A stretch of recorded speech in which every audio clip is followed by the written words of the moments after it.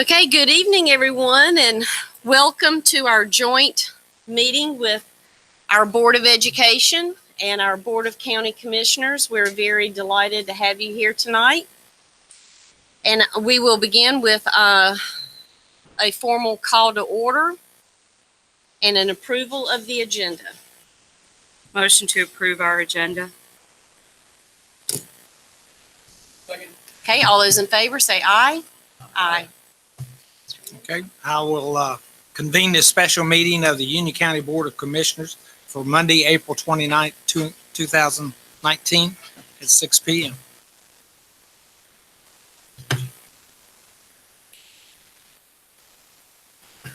Okay. And I just want to remind everyone that when you speak or just please press the button to your microphone because I'm sure we have dozens and hundreds of people watching this meeting live. So just please press the button when you speak. Okay, and we will just go straight to it. Item number 3, proposed 2019-20 budget discussion.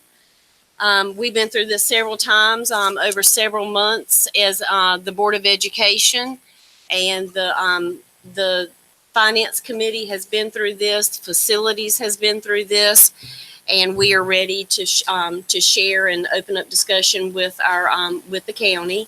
And with that being said, I will turn it over to Dr. Houlihan. Thank you, Madam Chair. First of all, let me say good evening and welcome. I want to say a big thank you to several groups. Number one, to our board, thank you for your support. To our Finance Committee, thank you for your great work in helping prepare our current budget recommendation. I also want to thank Mr. Watson and the county staff because there's a lot of moving parts to our budget that without your help and assistance, we couldn't get to this point today. So I want to say to you, Mark, thank you for you and your team and for all of your support and assistance. So this is the presentation that we gave to our Board of Education back on April the 2nd. We're going to kind of go through this one more time to let the Board of County Commissioners and the staff know our priorities for the coming school year, and then open it for discussion on both ends. So Tahira is going to drive for us. We've broken this presentation down into 3 categories. The first one is taking a look at our current students.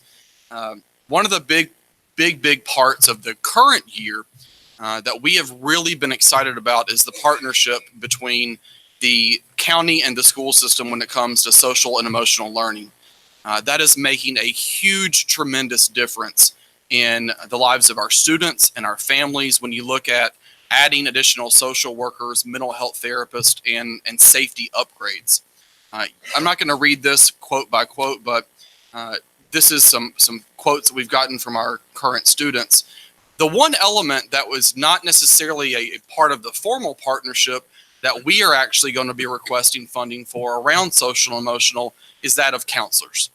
We have a pretty big gap in our counseling division.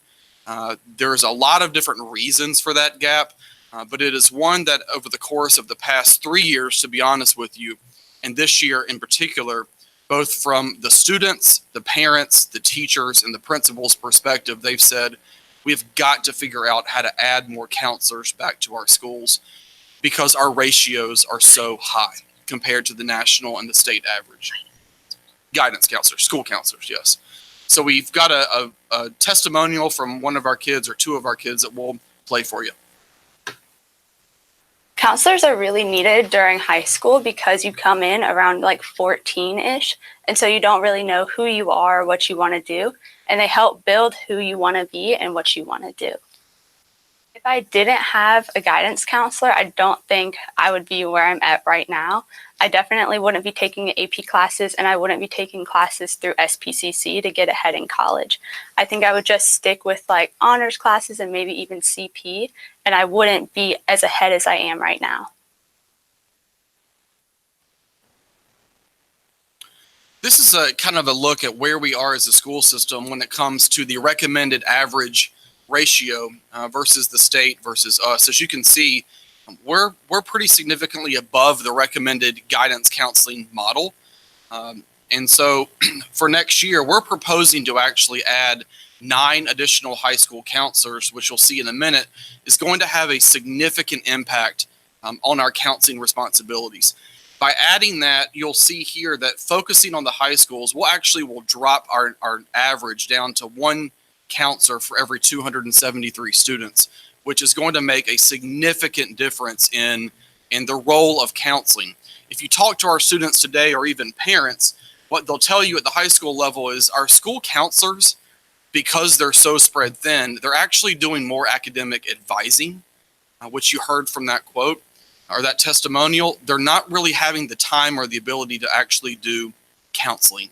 And so by adding 9 additional counselors to our 9 largest comprehensive high schools, this is going to make a big impact on the actual mental health, social and emotional aspect of school, and will help our kids really have that kind of therapy and counseling experts that they need.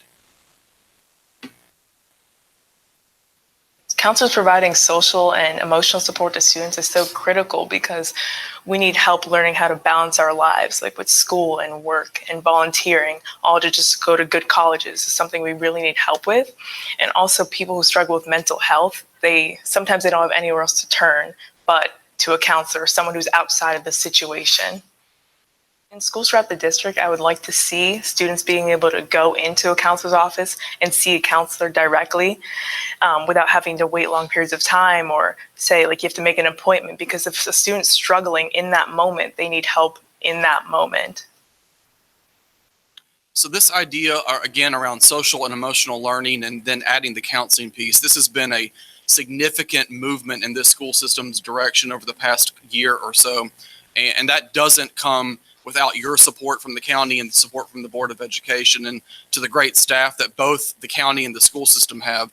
So again, we're looking at adding 9 high school counselor positions. We'd like to add a lead middle school counselor position next year.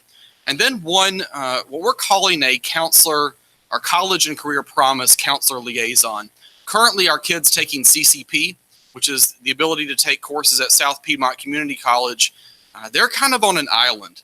And we'd like to have the investment of at least one person designated and devoted to South Piedmont to help those kids navigate that process, particularly our sophomores, juniors, seniors, mostly, that are interested in taking dual credit courses. And so that is a significant part of the investment in our students at the high school level. We also, again, as I mentioned, are very pleased with our partnership with Union County in terms of the social and emotional plan. We have been in many discussions from Jared McCraw on our end to really look at, number one, how is that partnership working? Number two, what kind of measurable results are we getting? And number three, what's the plan for next year? I know just qualitatively speaking, hearing from principals and teachers and students, the additional social workers and mental health therapists are making an absolute difference. I don't have any numbers to show you tonight, but what I can tell you is that from the voices of our kids and our teachers in particular, this is something that has been very well supported. We've got a quote here from Dr. Tyson at Piedmont High School. Again, I'm not going to read this to you, but both there and another quote from an elementary principal, I believe, at Weddington Elementary School. Really, as we've talked to our school leaders about this issue, no matter what school and no matter what county or what part of the county that you're living in, we have seen positive, tremendously positive results as a result of adding these additional positions in. So in partnership with the county, we're looking at, again, partnering in year 2. The original proposal called for, I want to say it was 10 additional social workers and 6 additional mental health therapists. We have actually gotten feedback from the field to say the mental health piece is really where we need more help. The social worker, we feel like they have a pretty good handle on that, but the mental health is where we see a lot more need and a lot more movement. You'll see here that the county school system, we're not asking for this as part of our budget recommendation from a funding standpoint, but we are asking that we continue to fund that through the county budget, DHHS, however that's going to work for next year. And the final piece we've gotten feedback on is JROTC. I've been very impressed with our ROTC programs in our high schools. Right now, They come to every board meeting. They're phenomenal leaders. We have a great partnership with our JROTC programs, and we'd like to expand that. We have one more school, which is Cuthbertson High School, that would like to add JROTC in partnership with Parkwood. So we'd like to allocate additional funds to those schools and to all schools that have JROTC programs for supplies and equipment, perhaps any transportation needs they might have for traveling to competitions or what have you. Last year, we made a pretty significant investment in our band program. This year, we'd like to tackle the JROTC needs that we have as well. So there you see the total investment in students. The next category is our investment in our employees. We know that the state we're projecting is probably going to come out with some kind of a salary increase for our certified staff. Right now, the projection we've seen is 5% for teachers and certified staff, and then 3% for non-certified on average. I know that I believe either recently last week or last week, the House dropped their budget proposal. We feel pretty good about our numbers. I would like to hear from the county if they're hearing anything else, but based on what we're hearing, that's where we think it's going to land. These are mandated, so any of our local employees, that we also need to fund those increases as well. You're looking at also a 4% increase for retirement and health premiums. So that kind of comes right off the top. We also, as you may remember, last year launched the first year of a 3-year compensation study, where we are looking at how our employees rate across market. Last year, our budget recommendation improved or asked for an increase of funding for our skilled workers. We were funded for that, and that happened. This year, we're looking at our teacher assistants or our instructional assistants as a market increase to their salary. One thing that people really don't know about our job is it's more than being an assistant. We're sometimes advocates. We're sometimes mothers to the ones that don't get the I love you, get the hug, or that smile. We're nurses when it comes to needing a bandage. We have many roles. It's not just being an assistant. We play multiple roles in the lives of children. So this is the need for our school system in terms of staying competitive, retaining our instructional assistants, and gives them the market-based increase that they need. So here's the total investment in employees, and I'll make mention that of that 2.2, about 75% to 80% are those mandated projected salary increases that we expect from the state. And the final category is really looking at our capital needs and our facilities in terms of our future and really our building structures. One of the things that we're looking at is we have not given our maintenance departments any kind of an operational supply increase for quite some time. And given the economy and given the pricing of different equipment and supplies, we really need to make a dent in this. We also have been recently had I don't want to say audit, but an evaluation of our maintenance divisions. One of the things that we're going to be required to do is a licensing initiative. And so that is going to be part of what our request is as well, to fund that. So that is our total investment in our operational / capital. Then you get into our capital improvement plan, which is going to be, you can see here, $16 million for facilities, almost $300,000 for transportation. Our technology request, that $3 million, a lot of that is going to continue to fund the lease payments for our student devices, our teacher devices, and a new addition for this year are projectors, like you would see in the ceilings in our classroom. We have not had until now a projector refresh plan, and a lot of our projectors are coming to a 10-year cycle. They need to be replaced. So that plan is really about a 5-year plan, hitting 20% of classrooms per year over 5 years. And then the co-curricular support ties into our funding for band uniforms. We'll have one more high school next year that will come on board for band upgrades.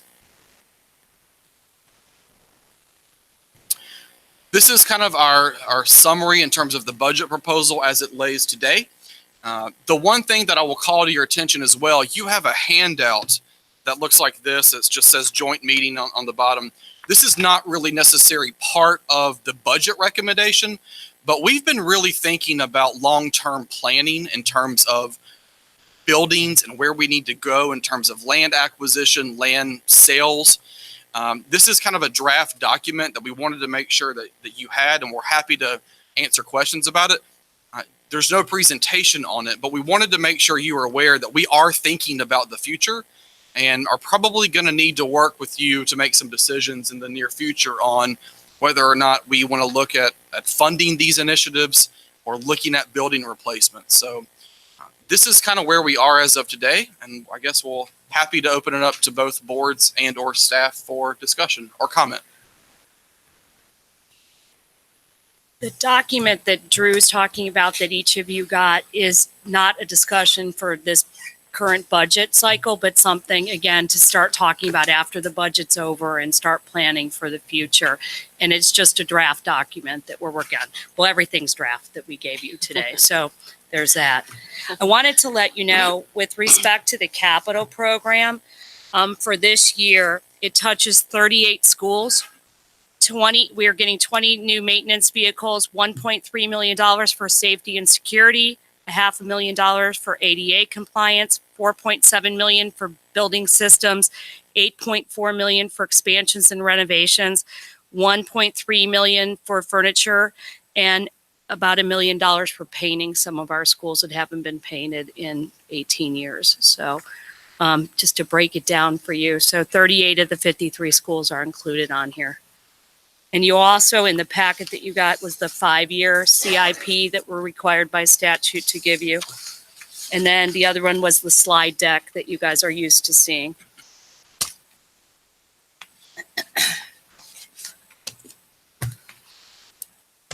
And I think most of this was included in your packet to review before tonight also. So we'll just, with that being said, we'll just turn it over to any questions you might have, or if you want, I know this is a document you're very used to going through and having conversation. So if you have any questions, we're ready to open the floor. I got 1 or 5 or so. When I taught, guidance counselors had to build the schedules. If you changed your classes, you had to go to the guidance counselors. With such a need for guidance counselors, could that responsibility not be moved to some other administrative staff member in the school? I think it probably could be. I think what will end up happening is if we're able to add 9 additional positions, it will ensure that every one of our high schools evaluates how they're actually going about duties and responsibilities. You know, are there other individuals in those buildings that can be freed up for something like that? Perhaps. I think the biggest issue that we're trying to get to is making sure that when kids are in crisis or have an issue, that there's someone in that building that they can go to immediately. Well, that's what I was thinking, because first 2 weeks of school, when I taught, you couldn't go to the guidance counselor unless it was about changing classes. Well, I think too that now that we'll have more, there's 1 per grade level, and that guidance counselor moves up each grade level with the students so that they get to know the guidance counselor, and it helps them out the same way. But yes, I know the first couple weeks are the hardest thing. I think the data manager always gets hit that And week. high school's very, very different today. I have a rising senior and a lot of us do have students going through this process right now who are registering for classes in the fall. And the role of a guidance counselor is so different now, because not only are they assisting one-on-one each student in that building register for classes within that high school, now they've put on the community college hat, and they're having to work with each student to find out, okay, did their PSAT in reading qualify them to take a online class or a face-to-face class at the community college, and then helping them register for the community college, and then see if there's availability at the community college. So now all of a sudden, they're not only the guidance counselor for their respective school, They're also the guidance counselor for the students that want to get that dual enrollment and that college credit while still in high school. So, and on top of all that, they're managing, the testing in the building, the ACTs, the SATs, the end of course testing. So the guidance counselors today. So, let alone if there's, another issue that a teenager might be dealing with that needs a guidance counselor. So, we're kind of in the need of absolutely, wanting to add guidance counselors start at our high schools. Let me ask a question. How many do you have now? It's Usually, Different from what I understand, it's around, and every middle school has at least 3. I know that. Three per school. Well, because a middle school would have 6th grade, 7th grade, and 8th grade. Correct. Your high schools on average have at least 4. We have some high schools that have maybe a 5th one that's been used as like a dropout prevention coordinator. But that's mostly in your Title I schools. In your largest high schools, Porter Ridge, Cuthbertson, Marvin, you have no more than 4. But even still, if we go back to the bar chart, you can see where we are today, and the ratio is well above the state and national average for our students. For just our Union County students, the ratio for a guidance counselor is a little too high. And in no way are my questions critical. I'm just trying to. Another thing, if we're above the state average on guidance counselors, can we not get additional funding from the state for that? I don't know how that works. I don't know if Dr. Barnes wants to make a comment on how we receive. From what I understand, and the reason why there is a shortfall, and I may be wrong on this, is because when we had so much growth many, many years ago, the system for some reason did not keep up with the number of students being added on. Do you know how the state allotment works with counselors?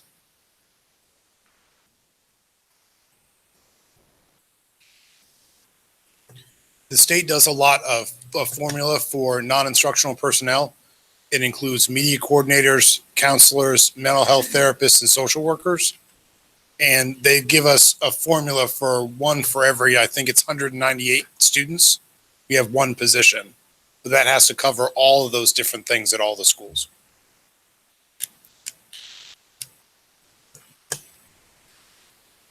It's a good question, Mr. Rapin. We'll try to get numbers and stuff for you and circle Well, that's back what I was around. told by our General Assembly people. They said they fund a certain formula, and then it's up to y'all to put it where you want Right. to. I found it. I got another question when I come. So we have 11 high schools. 1, 2, 3, 4, 5, 6 of them have 4. The rest have 3 and a couple have 2. But then they also have different kinds of guidance counselor at some of the schools as well. Does this come from having 4A schools too, where we've got larger enrollment? Right. We only have one 4A school. But it's based on that. Like for example, Cuthbertson right now is not a 4A school, but it's big, the could be. biggest school in the district. So, but the bigger schools have more counselors. Can you remind me which of the 9 largest schools will be receiving counselors? Is it emotional counselors or what type of counselors? Guidance. They would receive a school counselor. A school counselor in which of the 9 schools? It would, as it stands right now, it would be all of your comprehensive high schools. The only 2 that would not would be the early college. Again, as we're adding the CCP liaison, and then CATA. And that didn't include, Mr. Rape, the number. Some of our schools have dropout prevention counselors as well. And there's 4 schools that have that as well, in addition to their The guidance Title I counselors. schools. Yes. So for our Well, not listeners, title. can you tell us Title. the 9 schools? Pardon? Can you share with us the 9 schools? It would be all of the high schools except for CATA and early college. So which are those 9 schools for our listeners that do not know. Forest Hills. Cuthbertson, Forest Hills, Marvin Ridge, Monroe, Parkwood, Piedmont, Porter Ridge, Sun Valley, and Weddington. Thank you.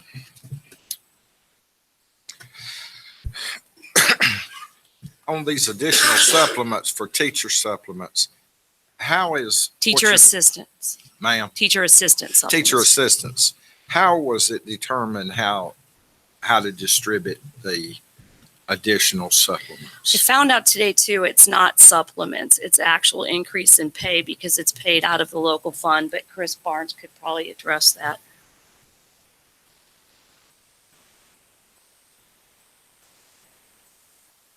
And thank you. Yes, it's not a supplement. It's actually a change to their base salary schedule. What we did when we started this compensation plan 3 years ago is we broke down all the positions that aren't being funded by the state and aren't regulated by a state salary and did a market analysis with neighboring districts to see how much we pay for similar positions and what the appropriate market value would be. We found that a lot of our positions, including the teacher assistant one specifically, had not seen an increase in a number of years. And so a teacher assistant in their first year was making the same as a teacher assistant in their 10th year, as well as that to get to the top of the scale, you had to go to 35 years instead of 30. So what this does is it moves them across the scale and puts them in a framework where they're compensated for their length of time and also bills a salary schedule that's market analysis to everybody else around our region. So do they have a yearly step now? It would put them on a new step schedule. Yes, sir. Yes, ma'am. I know there's a lot of talk about the College and Career Academy. I really like that idea. Where did you get that idea from? I don't really remember. Basically, I remember that we had some staff that went and visited a similar kind of a school in a neighboring school system about a year or so ago. And as a result, we ended up hiring who is now the principal at our South Providence school, who ran an academy program like that in her system. And we really began thinking about the current state of affairs in Union County and realized that we have kids that really the comprehensive traditional high school just may not be the best fit for them. And so in working with South Piedmont, we're able to come up with this partnership and kind of innovative model that we will run next year as a pilot program. So we're finally accepting that everybody's not going to go to college. I wouldn't use the word finally. I think we have accepted that as long as I've been here, that you're right.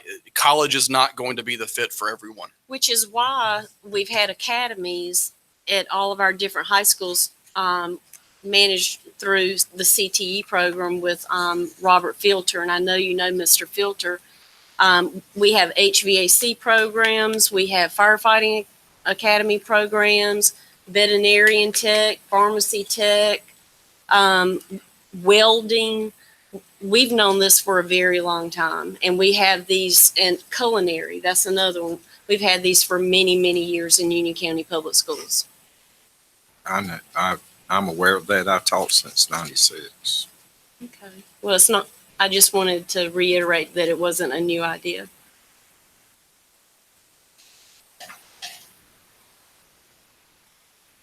I have to commend you on the partnership with South Piedmont because it does add credibility to these individuals coming out with basically an associates in some of these technologies. And so, matter of fact, I need to talk to Dr. Farr about, are they doing the same thing in Anson County? I've got a grandchild down there. That's why I'm interested. So, How close are we to getting, is the General Assembly, or do you know where we're at on pairing our school schedule with community colleges, which would get us back to exams before Christmas? I know that there have been several local and one larger statewide House bill filed. I've not seen any movement on that in the Senate. The last I heard is that there's a strong lobbyist in Raleigh for tourism that is kind of preventing any traction with the bills. In particular, Craig Horn. We've worked with Craig Horn several years in a row, And fortunately for us, he continues to keep finding creative ways to write bills to get calendar flexibility. But the lobbying that's happening has made it difficult for us to line up our calendars with South Piedmont, which makes it very difficult on our high school students who want that dual credit and to earn some college credit if that's the path they're going to take. The schedules are completely out of line, and for one of our students to leave their high school midday or first thing in the morning or midday to go to transport over to a community college, and their calendar is starting, several weeks before our classes are starting. It's a true commitment on a student's part to go after these credit hours.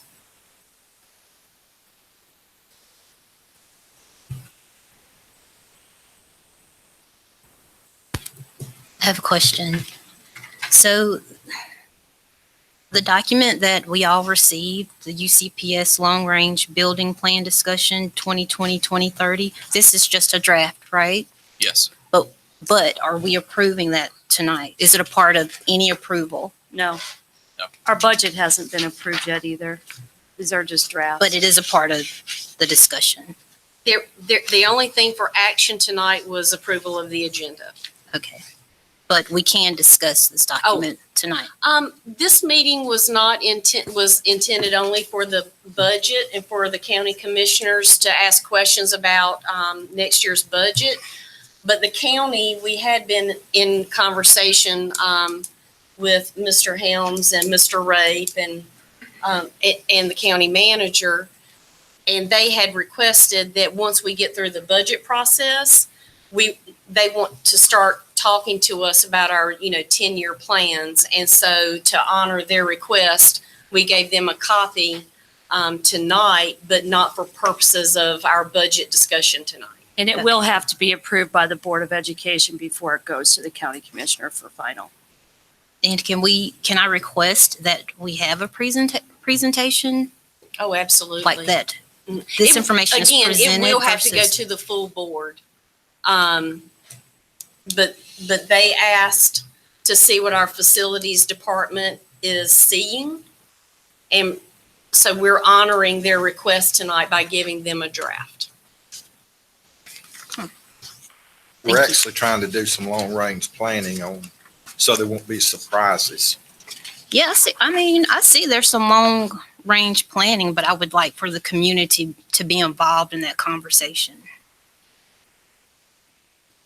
Absolutely. Just as all of our stuff, Ms. Sturtevant, it has to go through committee. Mhm. The committee will discuss it and vote on it. Facilities.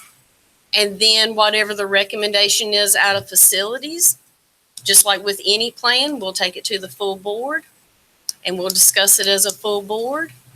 And we will continue to have conversations with our county commissioners. So it absolutely will go through the regular process.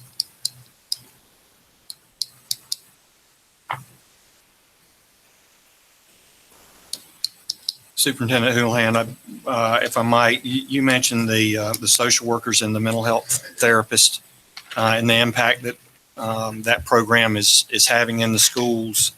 And you also mentioned the need for more therapists and fewer social workers in the coming or in this budget development. And I wonder, we have Michelle Lancaster with us tonight. Michelle, would you like to cover what will be in the budget in terms of positions? I think it's good to know what we have in place today and what is being included in the county's budget planning so that everyone is has the same information. Great. Sure. Thank you. So what we added this year were 10 social workers, a supervisor, a program manager, and 5 behavioral health therapists. So in our budget development, which we've not finalized, so I'll preempt that with this, but what we anticipate adding are 10 behavioral health therapists, 1 behavioral health supervisor, 5 social workers for half of a budget year because we don't think we can actually physically hire all those staff. So to be physically prudent, we will be budgeting those for 13 pay periods. But we think that really is what we need for the clusters going forward. So that's what we're looking at. I'm happy to answer any questions. That's a fairly significant increase in the number of therapists that'll be going into the school system and working with students. I think we all agree that there have been some significant improvements made over the last year, and we want to continue that. And we want to convey our staff's commitment to that program going forward. That's phenomenal news, and thank you. And I again want to say thank you to Michelle and Christina and Ashley. This has been a phenomenal partnership, and no matter if it's the recruitment, the hiring, the placement, the follow through, it's been a great relationship. So we look forward to continuing that in the future. I would like to echo how much we appreciate it from our board, the partnership that our Assistant Superintendent, Jared McCraw, and your team with Michelle Lancaster. I know that there have been many, many meetings with your team and our team, and I know that you've been through these numbers, where we are, where you think we need to go, and I just want to say thank you for staying on top of this and planning for next year. It's been a great partnership, so thank you.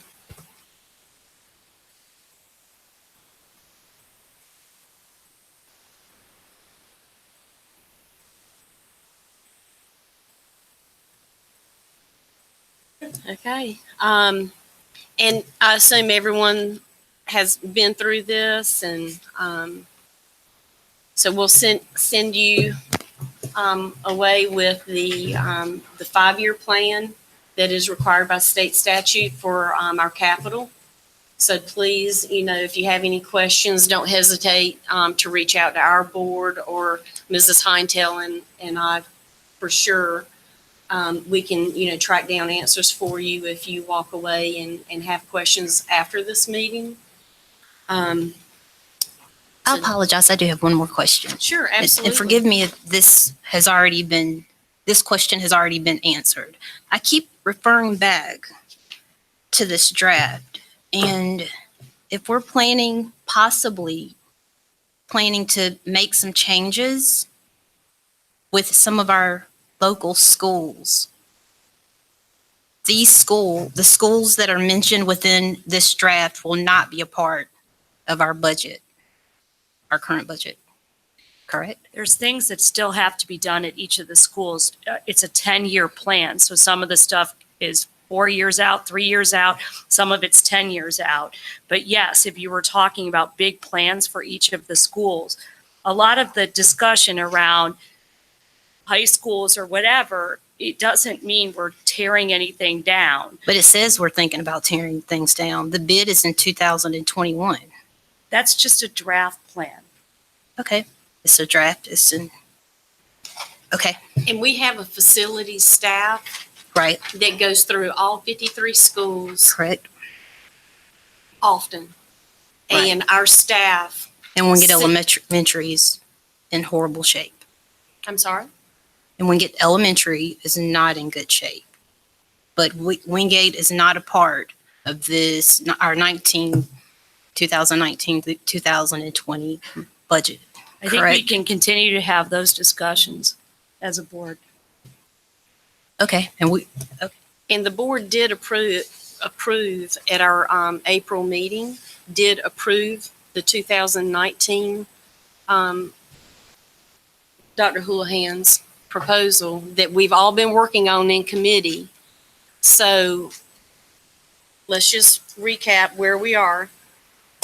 So we have a 2019-20 that is in this discussion tonight, okay? Then by state stat, I'm sorry? Was in your packet. 38 schools is what Ms. Heintel said. 38 out of 53.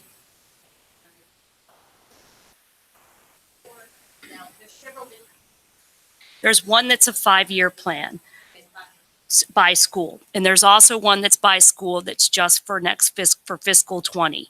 And that's what the county, when we present it to them in May, after we haven't approved anything that's on the table yet.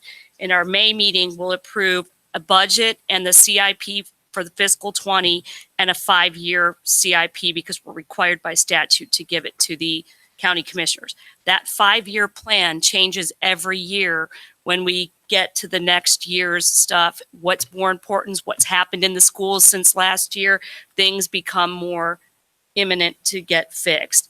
The full budget will be approved then. After that, we will take up the 5 and 3, 2, 5, 10-year plan to discuss as a board. And we will approve something eventually and get it to the county commissioners. This was just a starting point for that. And just to explain this a little deeper too, just because there are 38 schools that are going to get capital improvement plans that we're recommending in this budget, the schools that may not be on this one were probably on the one this current school year. They got capital improvements. So we can't do capital improvements in 53 schools annually. So, so we have a capital improvement plan for this current school year that we have nearly completed thanks to our facility staff. And so at the end of this school year, now we know that this list is the next priority. Okay? So the 2019-20 is what we're proposing. But then if you want to see what we see coming past 2020, we have a 5-year plan. Okay? And that's required by state statute. We're required to show our county commissioners our 5-year plan. Maybe after this meeting, if you could get with Mark Strickland and set up a meeting to sit down and talk with him about his ideas and Dave Burnett's ideas as they went through creating the draft document that's in front of us.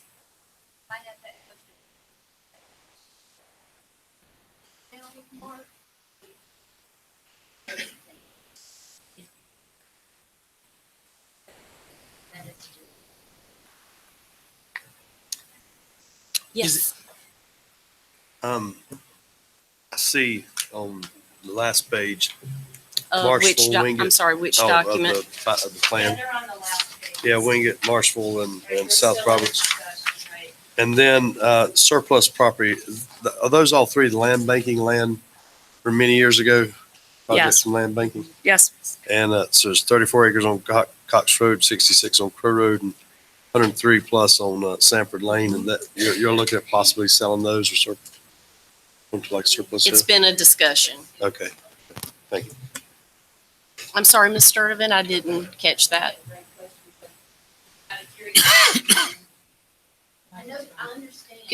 Is your microphone on?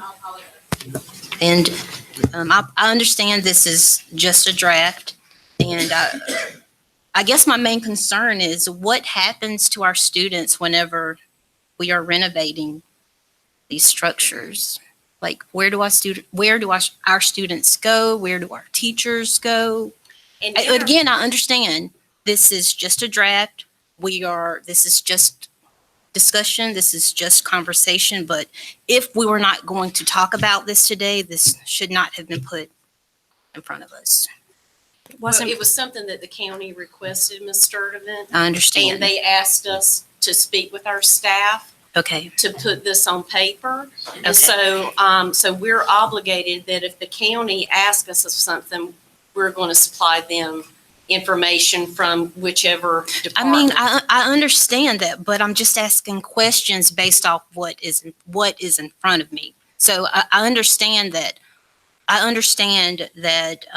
We were obligated to provide information. They were providing us with information, but I'm just asking questions based off And what was provided. I think you should ask questions, but I just don't think tonight is the place to do it. Well, And it wasn't on the agenda.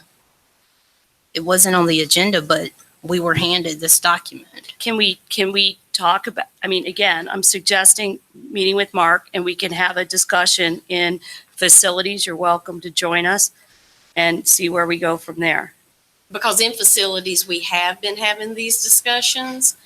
And, but we just haven't had anything because we're nowhere near bringing anything to a full board. But, I know that Dave Burnett and Mark Strickland, they've walked the facilities committee through this, and I think they can absolutely help you understand, you know, what do we do with students? Just, we'll use Sun Valley and Monroe, for example. We've had significant construction projects going on at Sun Valley, Monroe, and some of our other schools, and those students have continued their education while we're doing work. So, But we're I talking know about that renovating. that if you make an appointment with Dave Burnett and Mark Strickland, and I'm happy to attend the meeting with you, answer any questions, but those are your point people for facilities. Thank you. You're welcome. Ms. Merrill, would it be appropriate, could I offer a comment rather than a question? Ms. Merrill and I joined this board of almost 5 years ago, and it's hard to believe it was a very different day than what we are here this evening. We were still embroiled in an active lawsuit under appeal, which ended up basically, I would call it more of a draw, but several $1 million, pardon me to the attorneys in present, but down the drain. And here we are today, a partnership with the county, and money's being spent where they should be on our students. And I want to commend both boards, the administration as well, that we have a relationship. My 28 years of living in Union County, I have never seen the level of cooperation between the Board of Education, the county, and our municipalities. And I think it goes to show when we all work together what good things we can do for our students. And I am very proud to sit in this seat and be able to talk about these accomplishments. And the future is definitely bright. And I think our working relationship and the things we've been able to accomplish and will accomplish is leading the way for our state. And I thank everybody in the room for being a part of that. If I did not seem appreciative of our collaboration, our work together, I apologize. I am appreciative of our work together. I only had questions because information was presented in front of me. So again, thank you. Thank you. Thank you to UCPS. Thank you to our board. So again, if I did not seem appreciative, I apologize. But again, I had questions and I had a right to answer those questions, ask those questions. Motion to adjourn. Okay, all those in favor, say aye. Aye.